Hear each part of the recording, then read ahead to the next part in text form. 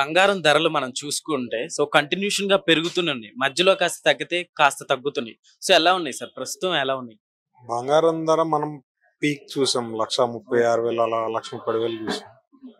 అది మధ్యలో కొంత కరెక్షన్ ఒక 78% తగ్గి 1,25,000 దగ్గర స్టాండర్డ్ గా ఉంది. ఇప్పుడు బంగారం ఇదే రేట్ లో దగ్గరగా 10-15 రోజులు బట్టి ఇలాగ స్టాండర్డ్ లో ఉంది.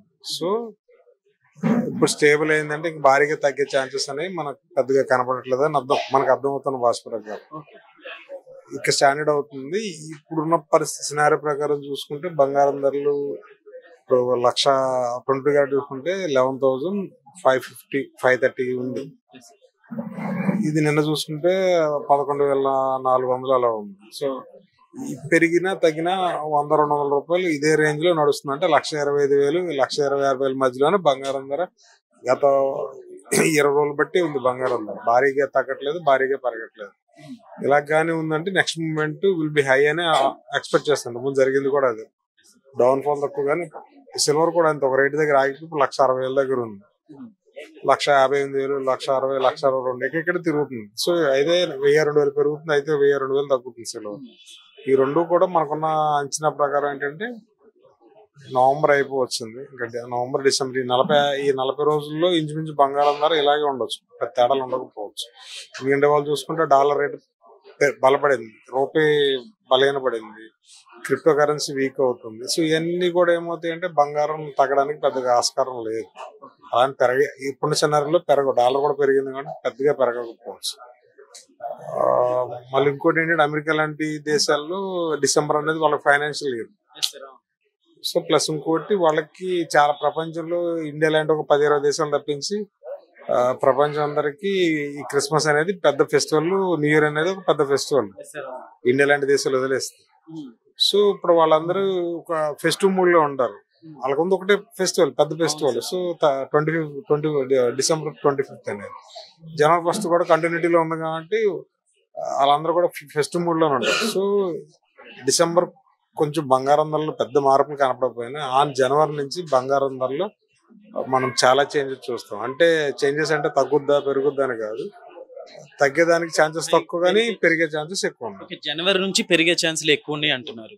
సో అంటే తీసుకుంటే ఒకవేళ ఈ లోపే అంటే ఈ టైంలో తీసుకోవచ్చు అంటారా? నేను ప్లాన్ చేసుకోను. ఇప్పుడు మీకు లాస్ట్ టైం కూడా ప్లాన్ చేసుకోమని చెప్పి కూడా ప్లాన్ చేసుకోమని చెప్తాను. కొంతమంది ఆలోచిస్తారు ఇంకా తగ్గుద్ది కదా, ఇంకా తగ్గుద్ది. మీ ఆలోచనని తప్పట్టడానికి లేదు, కాకపోతే తగ్గుద్దా లేదనేది కరెక్ట్ గా తెలుసుకుని వెయిట్ చేయండి. అది మేము చెప్పేది ఏంటంటే బంగారం ధరలరే కొనుక్కొనపోయేదన్న ఫీలింగ్ మనకు ఉండొద్దు. నాకున్న ఎక్స్పీరియన్స్ ప్రకారం గత 20 ఏళ్ళ బట్టి నేను చూసిన థియరీ ప్రకారం జనవరిలో పెద్ద మార్పులు ఉండకపోవచ్చు, కానీ జనవరి నుంచి అయితే బంగారం ధరలో మనం చాలా మార్పులు చూస్తాం. సార్ దీన్ని ఎలా చూడొచ్చు సార్? అంటే ఒక డేకి సెకండ్ డే థర్డ్ డే 1,000 తగ్గుతుందని, ఒక 500 తగ్గుతుందని, సో ఇదంతా మార్కెటింగ్ స్ట్రాటజీ అని చెప్పి అదంతా ఏముంటుంది అంటారా? బంగారంలో స్ట్రాటజీ ఉండదండి, ట్రేడింగ్ ఉంటది. ఎందుకంటే ఇది యూనివర్సల్ కమోడిటీ. ఒక ఇండియా అనేది దాంట్లో ఒక చిన్న దేశం అంతే. గోల్డ్ వినియోగించే దేశాలు ఇండియా అనేది ఒక చిన్న దేశం. సో ఈ ట్రేడింగ్ అనేది 24/7 నడుస్తూనే ఉంటది. ఏంటంటే ఇండియా మార్కెట్ ప్రకారం మార్నింగ్ 9:30కి స్టార్ట్ అవుతుంది, 3:30కి అయిపోతుంది. ఇదే దుబాయ్ మార్కెట్ వెళ్ళేసరికి అక్కడ టైం ప్రకారం అక్కడ స్టార్ట్ అవుతుంది. సో ఏంటంటే ప్రపంచం అంతా ఇది కంటిన్యూటీలో నడుస్తూనే ఉంటుంది ప్రాసెస్. ఇండియాలో మార్కెట్ ఈరోజు క్లోజింగ్ 1,20,000 దగ్గర ఆగింది అనుకుంటారు, మార్నింగ్ ఇండియాలో మళ్ళీ 1,20,000తో స్టార్ట్ అవుతుంది. సో ఇది నైట్ అంతా ట్రేడింగ్ అయ్యి మళ్ళీ ఇండియన్ మార్కెట్ కి వచ్చేసరికి ఏ రేట్ ఉందో ఆ రేట్ ని తీసుకుంటారు. అప్పటికి 1,30,000 ఉండొచ్చు, 1,35,000 ఉండొచ్చు, 1,24,000 ఉండొచ్చు. సో కమోడిటీలో ఇక్కడ ట్రేడింగ్ ఉంటది, మార్కెట్ జిమ్మికలు చేయడానికి ఏం లేదు. సో ప్రపంచవ్యాప్తంగా మనం పడుకున్నప్పుడు ఏదైనా సంఘటన జరిగి దాని ఇంపాక్ట్ కూడా బంగారం ఇప్పుడు పెరిగిపోతే అలా మళ్ళీ చూసేసరికి బంగారం ధరలో భారీ మార్పులు చూడొచ్చు. టీవీలో వస్తుంది, స్కోలింగ్ వస్తుంది చూసారా, భారీగా పెరిగిన బంగారం ధర. అలా చూసి తెలుసుకోవడం తప్ప మనం రాత్రిలో కాపలా కాలేం కదా. దీంతో పాటు మనం చూసుకుంటే సిల్వర్ కూడా అసలు ఎక్స్పెక్ట్ చేయలేదు కూడా ఇంత వెళ్తుందని సిల్వర్. సో సిల్వర్ గురించి ఏంటి సరే? సిల్వర్ గోల్డ్ కూడా ఇన్ ఫ్యూచర్ భారీగా పెరిగే ఈ రెండు కూడా భారీగానే పెరుగుతాయి, ఈ రెండు కమోడిటీస్ కూడా. ఎందుకంటే మన ఇప్పుడంతా చాలా మంది ఏఐ టెక్నాలజీ అంటారు. ఏఐ టెక్నాలజీ గాలి నుంచి ఏం రాదు, దానికి ఒక చిప్పులు తయారు చేయాలి, ప్రోగ్రామ్ తయారు చేయాలి. ఆ చిప్పులు వాడే కండక్టర్స్ అవ్వచ్చు, లోపల ఐసీలు అవ్వచ్చు. మరి ఎలా తయారవుతాయి? ప్రీమియం ప్రొడక్ట్లో ఈ కండక్టర్స్ కింద ఈ వెండి కానీ గోల్డ్ కానీ అదర్ మెటల్స్ కానీ వాడుతున్నారు. సో వాటి వినియోగం పెరిగింది. అలాగే వాళ్ళ మార్కెట్లో చూసుకుంటే ఈవీ వెహికల్స్ పెరిగినాయి. సో ఇదన్నిటిలో కూడా వాడే సెన్సార్లు ప్లస్ చిప్లు అవ్వచ్చు, ఐసీస్ అవ్వచ్చు, అన్నిటిలో కూడా కాంపోనెంట్ కింద వన్ ఆఫ్ ది కాంపోనెంట్ కింద వెండిని కూడా వాడేస్తున్నారు. కాబట్టి వెండికి ఇండస్ట్రియల్ డిమాండ్ ఎక్కువ ఉంది. కమోడిటీ తాలూకా డిమాండ్ అలా ఉంటది.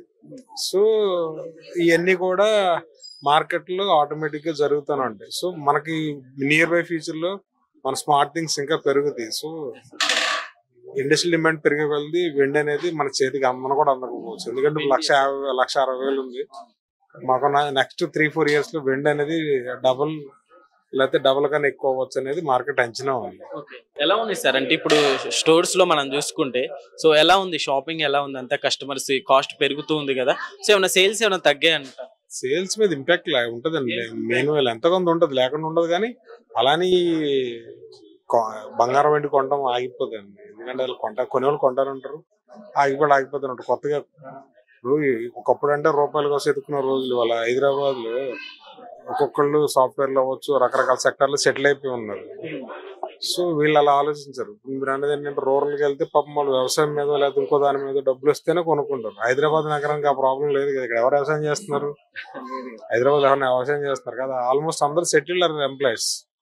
సో వీళ్ళకందరికి ఫిక్స్డ్ ఇన్కమ్స్ ఉన్నాయి. సో వాళ్ళ సేవింగ్ బట్టి వాళ్ళు కొనుక్కుంటారు.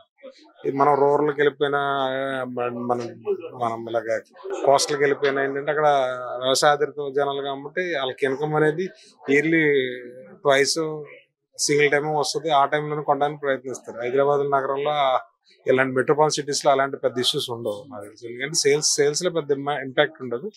కాకపోతే కొనే వాల్యూమ్ లో చిన్న పెద్ద అవుతుంది అంతే సార్. అట్లా ఇప్పుడు చూసుకుంటే డైమండ్ సార్, అంటే ఈ టైంలో గోల్డ్ కంటే కూడా డైమండ్ తీసుకుంటే బెటర్ అని డైమండ్ కి ఎక్కువ మగ్గు చూపిస్తున్నట్టు తెలుస్తుంది. సో దానికంటే ఇది బెటర్ అంటారు సార్? మీ ఆలోచన నాకు తెలియదు, కానీ డైమండ్ ని చూస్ చేసేది ఒక 100 అనేది ఒక నెంబర్ తీసుకుంటే డైమండ్ వైపు వెళ్ళేది 2-3% పీపుల్ అండి. మోస్ట్ ఆఫ్ 97 పీపుల్ బంగారం వైపు చూస్తారు. ఈ 3% పీపుల్ ఏంటంటే దాని గురించి పరిపూర్ణ నాలెడ్జ్ ఉండి దాన్ని మార్కెటింగ్ చేసుకోగలం అన్న వాళ్ళు మాత్రం డైమండ్ వైపు వెళ్తారు. Most of the people diamond జోలికి వెళ్ళారు, డైమండ్ ఇన్వెస్ట్ చేయరు. డైమండ్ కాస్ట్ ఎలా ఉంది సార్? అది రేపో రేట్ ప్రకారం ప్రతి 3 months కి 6 months కి అది మారిపోతూనే ఉంటది, పెరుగుతూ ఉంటది, తగ్గుతూ ఉంటది. అదే ఖచ్చితంగా మనం ఇదే రేట్ ఉండాలని లేదు. దాంట్లో చాలా వచ్చేసినాయి మన మార్కెట్ లో. Diamond competition lab ground diamonds వచ్చేసినాయి, అంటే ఫ్యాక్టరీ మేడ్ డైమండ్స్ వచ్చేసినాయి. ఇప్పుడు ఒక డైమండ్ క్యారెట్ అది 10 లక్షలు ఉంటే అదే వస్తే ఇక్కడ క్యారెట్ 20,000 ఉంటుంది. So in future diamond replica తయారైపోయింది.